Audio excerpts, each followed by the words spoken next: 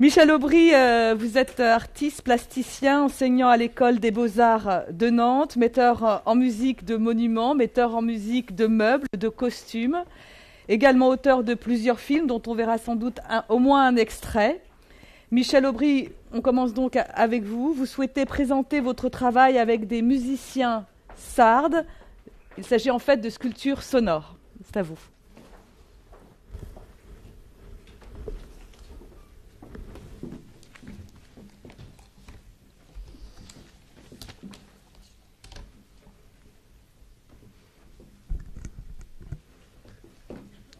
Merci beaucoup pour votre invitation. Je vais essayer de vous raconter le plus brièvement possible mon travail avec ces musiciens en Sardaigne dans les années 80. C'est un travail qui se poursuit évidemment toujours actuellement.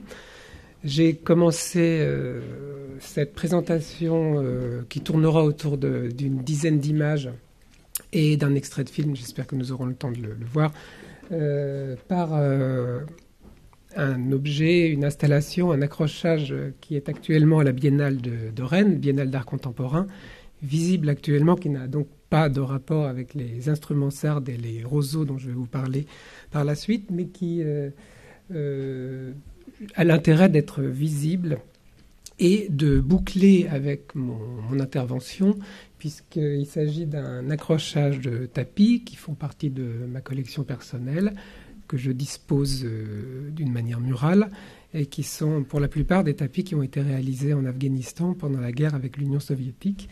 Et la plupart de ces tapis portent des cartes, des armes et des véhicules utilisés par les soviétiques à l'époque. Donc c'est aussi un des aspects de mon travail, mais ce n'est pas celui-ci dont je vais vous parler. Voilà, une autre biennale actuellement présentée à Sao Paulo, la 30e édition de la Biennale de Sao Paulo. C'est une institution qui commence à avoir un âge respectable.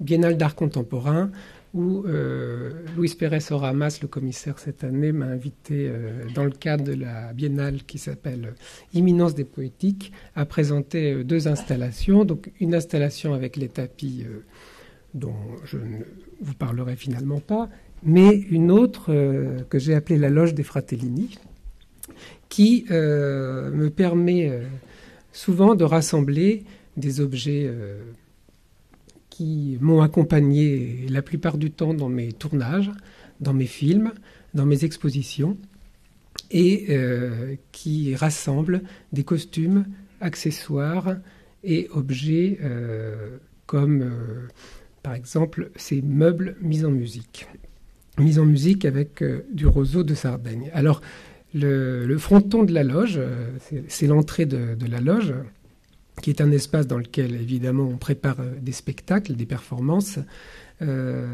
J'ai traduit en portugais la phrase « aux artistes morts pour que le spectacle continue ». Et les artistes dont il est question à l'intérieur de la loge, c'est aussi bien des cinéastes comme Jean Renoir, Erich von Stroheim, ou évidemment de grands plasticiens constructivistes, Rodchenko ou Tatlin. On voit donc ici, dans la loge, dans cet environnement de la loge des Fratellini, des objets constitués parfois de roseaux, et ce sont ces roseaux, ces cannes, j'appelle les cannes de Sardaigne, qui proviennent en effet de cette île dans laquelle j'ai travaillé avec des musiciens. Et lorsque tout à l'heure Edgar Morin nous parlait du flamenco, j'ai tout de suite retrouvé mon intérêt, mon attirance pour une culture musicale qui m'a profondément bouleversé, puisque mon travail dans les années 80 s'est transformé, s'est modelé au contact de ces musiciens. Je cherchais en effet à l'époque, dans mon système de transcription musicale, sur lequel je ne pourrais pas m'étendre ce matin, mais que vous pouvez éventuellement découvrir sur mon site, sur Internet, des questions qui sont autour de mon travail. Je cherchais dans cette culture musicale à aborder une radicalité qui aurait été celle d'un plus court chemin entre la croissance d'un végétal, en l'occurrence le roseau dont on connaît les performances musicales, puisqu'on a retrouvé dans des tombes égyptiennes des instruments en roseau de la même variété, Arundodonax, qui sont toujours presque fonctionnels, et la pratique d'une musique, une culture musicale extrêmement savante. Et en effet, en Sardaigne, on a affaire à une culture plusieurs fois millénaire, peut-être en tout cas datant de la préhistoire, une culture du roseau et de la musique qui s'est prolongée par exemple dans l'olos de l'Antiquité, dans tous les instruments avec constitution de plusieurs cannes de roseau jouées avec une anche battante. Et cet instrument et la culture que les musiciens en ont, c'est-à-dire la manière dont ils gèrent leur patrimoine végétal, ce roseau qui est utilisé pour fabriquer l'instrument, la manière dont ils conçoivent leur sonate qui a le même nom chez eux que l'instrument sur lequel on le joue, c'est-à-dire on fabrique pour chaque sonate un instrument qui a le nom de la sonate, et la manière absolument justement radicale, ce mot m'intéresse beaucoup, dans laquelle les musiciens perçoivent leur environnement, travaillent avec cet environnement et accomplissent leur musique. Alors j'ai préparé, plutôt que des discours un peu longs et ethnomusicologiques, une petite vidéo, un extrait d'un film que j'ai réalisé en 92 à la demande du musée ethnographique de Nuoro, pour lequel j'avais fait un achat d'instruments de musique, puisque j'avais rencontré la presque totalité des musiciens sur l'île dans les années 80, et ils voulaient que je réalise finalement une collection des instruments pratiqués à cette époque, et j'en ai profité pour faire un film où le moment de remise de ces instruments au musée devenait un moment d'enregistrement, de pratique musicale et de discussion en sarde, donc avec un ami musicien. C'était beaucoup plus intéressant même que de parler en italien avec eux, de leur de tout leur travail, de toute cette commande. Voilà, donc les sonates durent à peu près un quart d'heure, 20 minutes. Je vous ai fait un petit extrait un petit morceau de sonate de 2 minutes. Et ensuite, je vous raconterai comment ces objets de roseau interviennent dans mon travail et dans mes sculptures.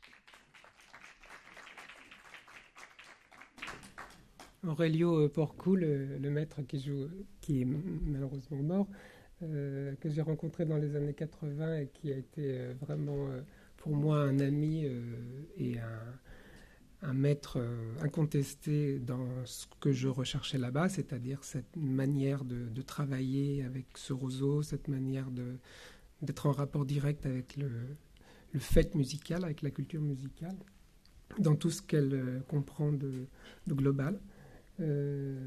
Qui m'a permis aussi, évidemment, avec d'autres, de réaliser ces objets qui sont souvent des objets de réinterprétation de ce qu'on entend par modernisme, modernité, puisque j'invite beaucoup d'artistes, je convoque beaucoup d'artistes et designers comme Gerrit Rietveld, dont on voit ici une chaise assez connue, ou d'autres constructivistes, ou professeur Bauhaus, par exemple, comme Molinaghi, dont je reprends les œuvres en les réinterprétant très souvent en roseau. Voilà, c'est une petite chaise de Rietveld, et cette mise en musique, c'est exactement le remplacement de tous les barreaux ou de toutes les pièces de bois de ces mobiliers de Rietveld par des cannes musicales avec leurs hanches, qui sont toutes évidemment jouables, et qui donnent toutes leurs sons spécifiques qui dépendent de leur longueur et du roseau qui a été cueilli pour le réaliser. Et donc, cette chaise de Rietveld a une partition qui serait celle que Rietveld lui aurait donnée s'il l'avait construite en roseau. Donc, ces objets qui sont souvent liés à ce que, un peu une manière pataphysique aussi de traiter ces objets, mais que je fais avec un grand respect pour certains artistes, justement, qui, à leur époque, avaient évidemment un monde à conquérir, un monde aux énergies très souvent considérées comme inépuisables. C'est constructiviste, c'est futuriste, et qui me mettent, moi, justement, dans cette position ambivalente d'un artiste contemporain, un artiste bercé de et ami de ces grands maîtres de l'époque moderne. Et donc, par exemple, quand je réinterprète le monument à la 3e internationale, le monument de Tatlin, je le fais aussi avec un groupe d'étudiants et du roseau de Sardaigne. Donc j'essaye de voir comment cet objet roseau, cet objet musical, cet objet qu'on pourrait considérer comme archaïque, mais c'est un mot qui mériterait vraiment d'être développé, peut se frotter à ces monuments de la modernité, du moderne, du constructivisme ou du futurisme.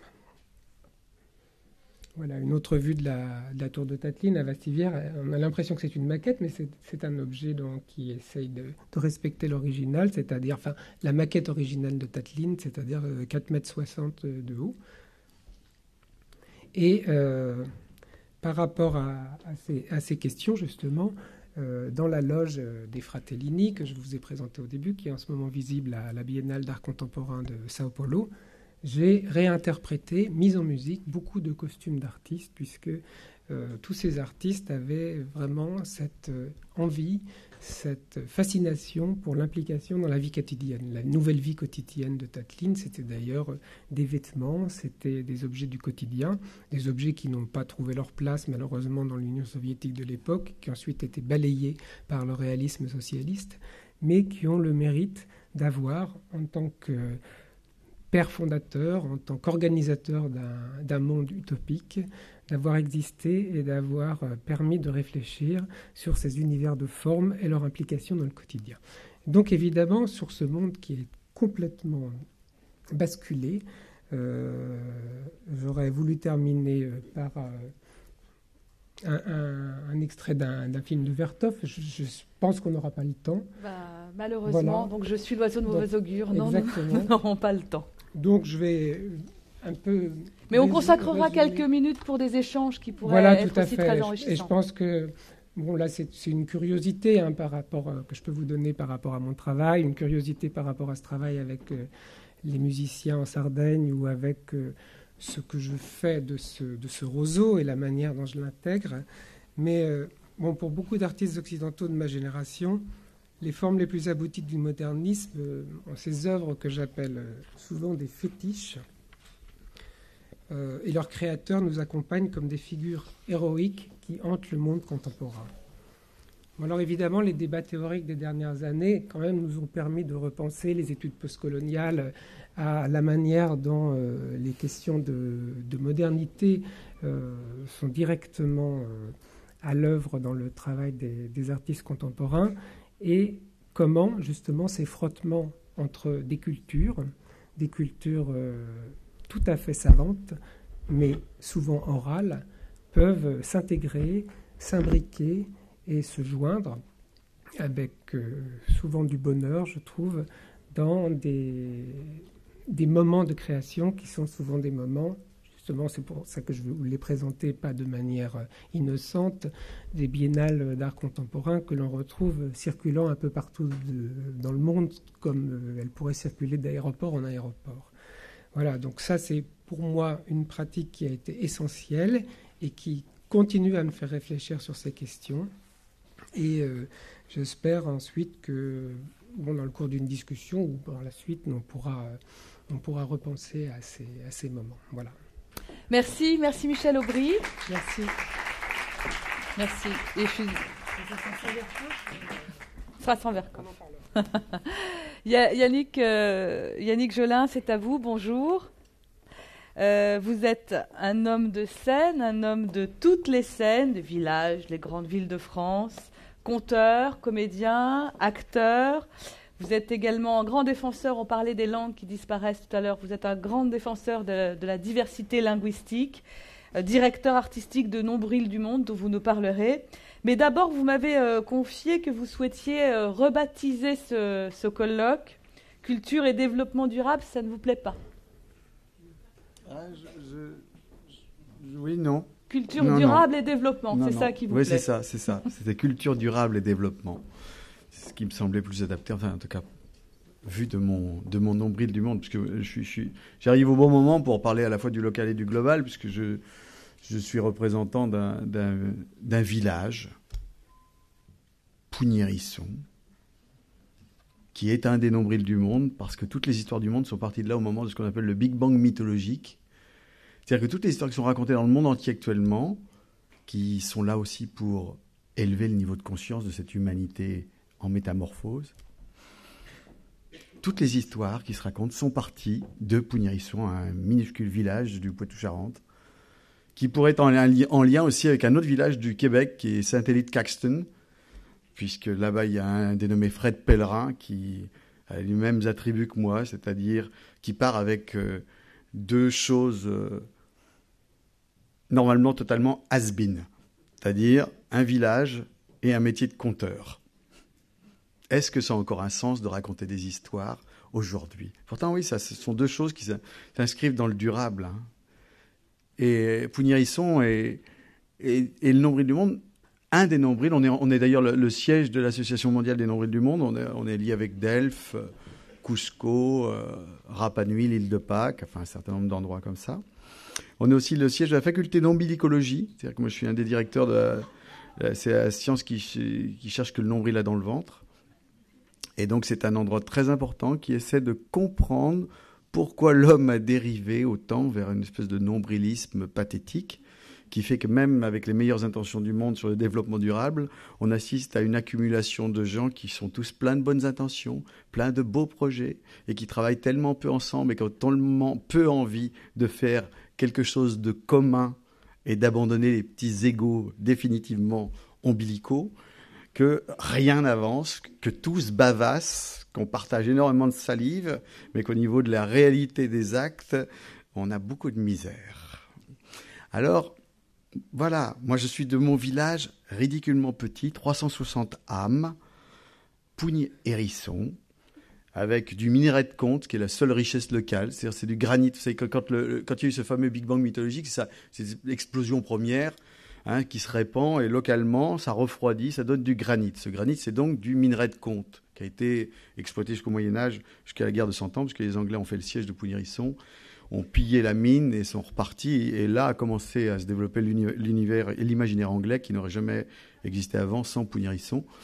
Donc il n'y aurait jamais eu Shakespeare, Tolkien et compagnie, Et cette mine d'histoire, elle commence à être réexploité aujourd'hui. En fait, depuis le parachutage d'un Américain, le 6 juin 1944, par erreur, John Barney Ferguson a été parachuté sur Pougny-Risson et a redécouvert cette entrée de mine abandonnée.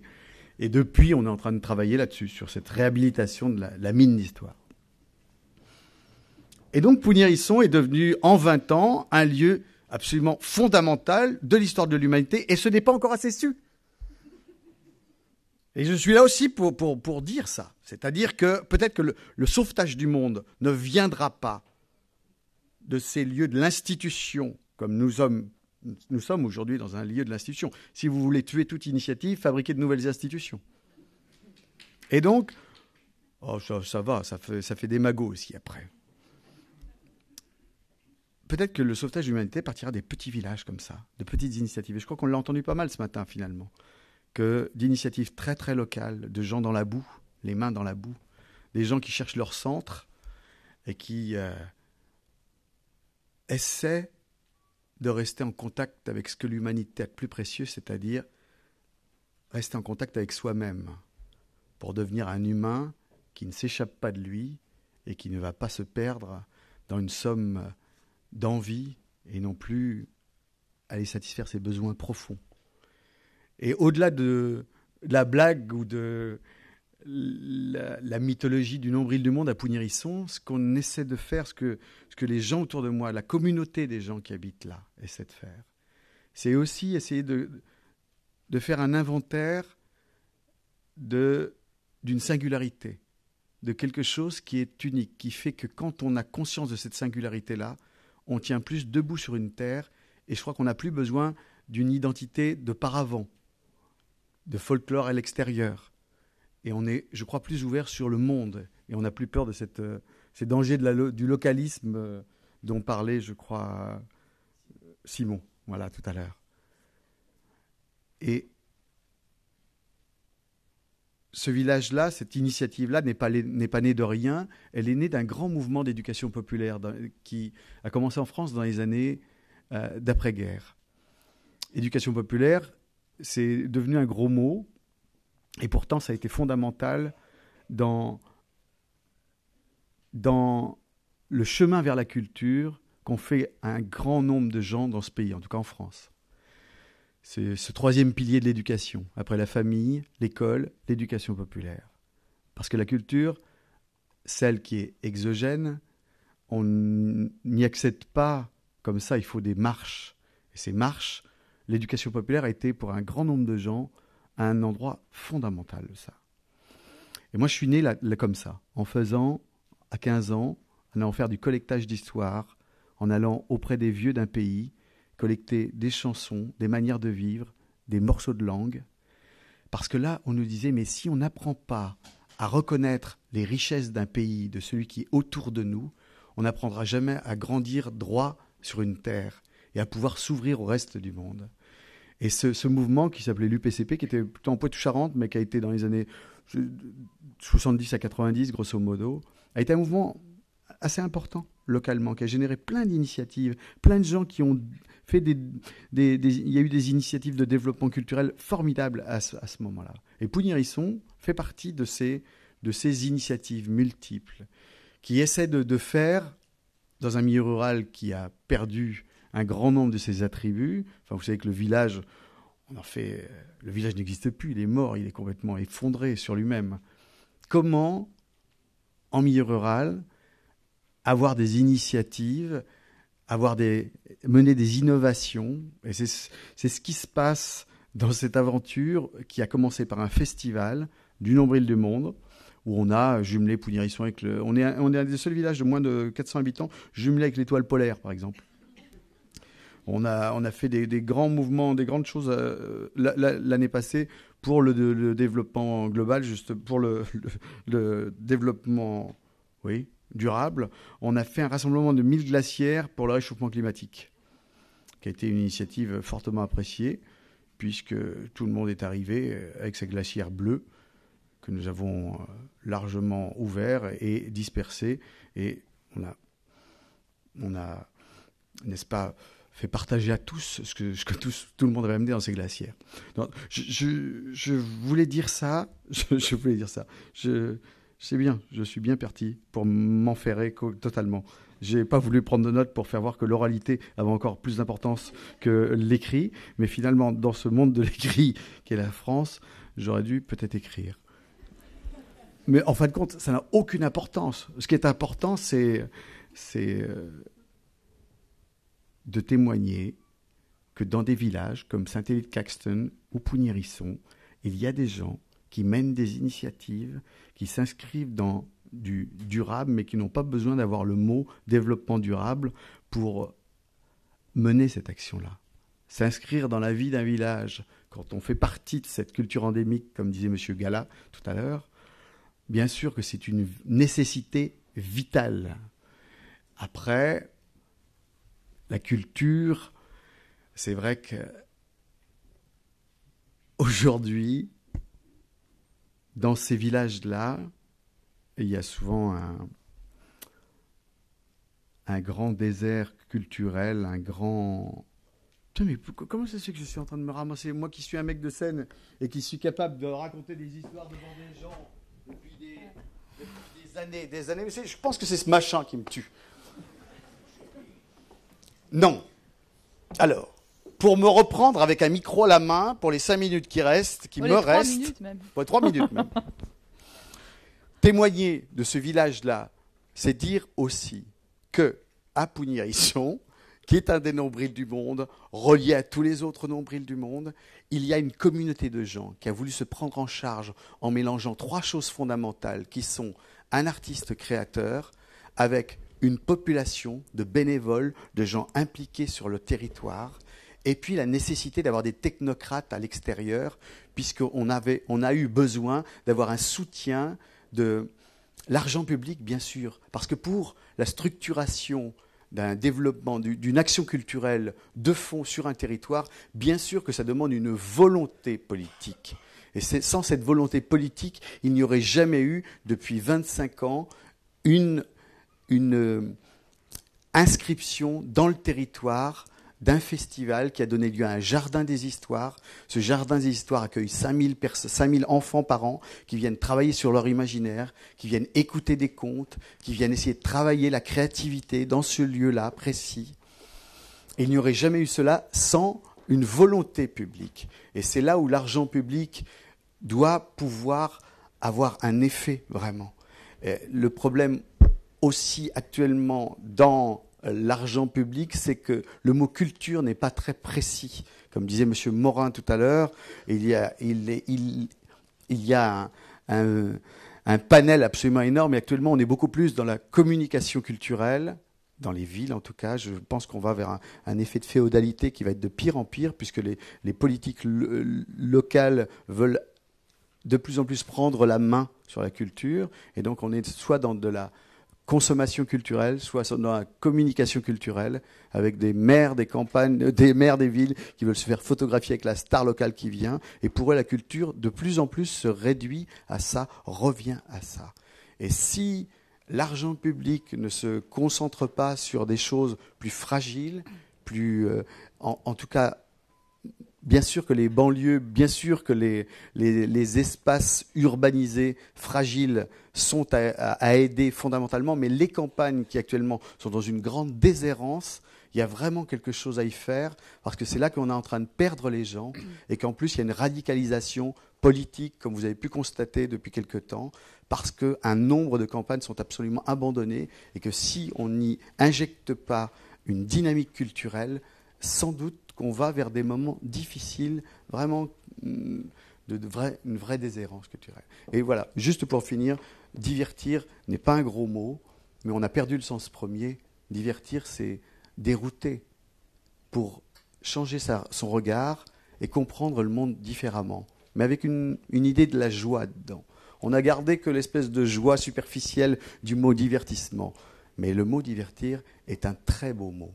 Et si on peut continuer encore à divertir en essayant de faire changer de regard et en essayant de changer un petit peu les consciences de ceux qui participent à la vie culturelle, alors dans ce cas, on n'aura pas tout perdu Et c'est aussi ça ce dont je voulais témoigner. Excusez-moi du bafouillage, j'ai eu une nuit très courte. C'était très bien, Yannick, c'était parfait.